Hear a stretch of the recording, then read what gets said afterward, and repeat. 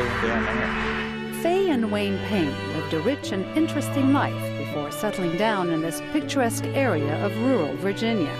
But their peaceful existence was shattered when they learned that Faye had lung cancer. Oh, you've all fishing. That's good. Down the bay. The 70-year-old retired secretary endured a series of aggressive treatments that left her weak and underweight. I did the radiation and I did the chemo, and after I had the last scan done, they realized I had more cancer coming up here. And I said, no more. That's a picture of my school that I worked at. Instead, encouraged by her doctors and after talking it over with her family, Faye decided to receive hospice care. How often is Barbara? Barbara's here on Tuesdays and Thursdays. Social worker Robin Johnson is part of the hospice team that visits Faye in her home. The nurse is looking at all the medical things, and the social worker is looking at the psychosocial, spiritual things, which of course can encompass a lot. They helped me realize that, yes, death is coming, and they've helped me get ready. I now have everything lined up and ready to go. Hospice care helps the whole family.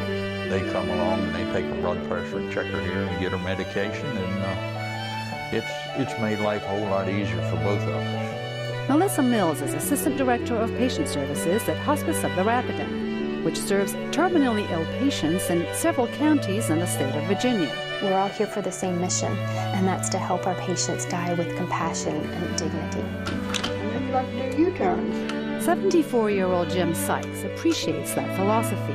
Diagnosed 2 years ago with head and neck cancer, he's been receiving hospice care at home for 7 months. I would advise anybody that needs help like this, extra support, that hospice is what they do. And is that the kind of area where you grew up? Lisa Stone is Jim's social worker. So a lot of my visits are providing a lot of supportive listening. Jim has his black book of photos, so we do what I like to call photo therapy. Eric Linder has been a hospice volunteer since 2009 and has written about his experiences. He believes hospice provides a support system that's largely missing in American culture.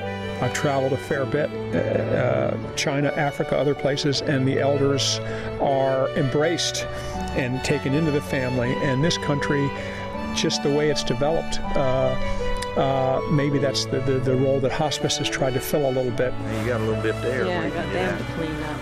That support has helped patients like Faye Payne focus on the quality of life they're enjoying today.